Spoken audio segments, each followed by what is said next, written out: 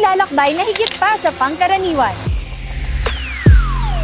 Mula sa malamig na haplos ng hangin sa karagatan, first time ko pumunta dito sa Tondaligan. Hanggang sa mainit na yakap ng mga manggagawa. Anong susunod na panday?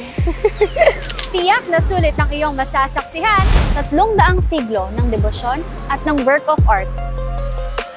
Ako si Jan. At ako si Zel. And we will tour you to an unparalleled adventure with us, Your Kambal Travelers! Bongbong is the best!